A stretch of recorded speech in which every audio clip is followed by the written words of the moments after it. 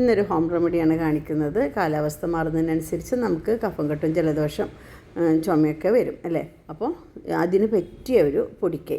കുരുമുളക്, കരിഞ്ജീരകം, നല്ല ജീരകം, മഞ്ഞൾപ്പൊടി, കൽക്കണ്ടം, തേനുമാണ് ഇതിലേക്ക് വേണ്ടത്. അപ്പോൾ കുരുമുളകും നല്ല ജീരകം, കരിഞ്ജീരകം നന്നായിട്ട് കഴുകി വൃത്തിയാക്കി ഉണക്കിയെടുക്കണം.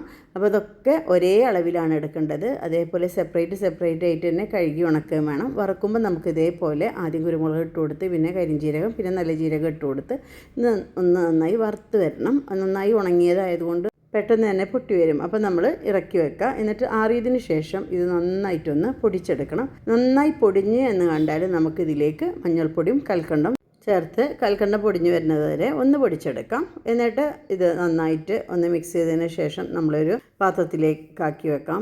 ഇത് നമ്മൾ ഒരു ചില്ലി കുപ്പിയിലാക്കിയിട്ട് ഇത് സൂക്ഷിച്ച് വെക്കാം കേട്ടോ. എന്നിട്ട് നമുക്ക് ആവശ്യം വരുമ്പോൾ ജലദോഷത്തിൻ്റെ ഒരു ലക്ഷണങ്ങളൊക്കെ വരുമ്പോൾ തന്നെ ഇതിൽ നിന്ന് ഓരോ സ്പൂൺ എടുത്ത് സമം നമ്മൾ തേനും കൂടെ ചേർത്ത് ചാലിച്ച് നമ്മളൊരു ലേഹ്യം രൂപത്തിലാക്കി വെക്കുക. എന്നിട്ട് പല വട്ടമായിട്ട് നമുക്ക് 1/4 ടീസ്പൂൺ വീതം കഴിക്കാം. അത് വലിയവർക്ക്, ചെറിയ കുട്ടികൾക്കാണെന്നുണ്ടെങ്കിൽ വളരെ കുറച്ച് തോണ്ടി നാമൽ വെച്ച് കൊടുത്താൽ മതി.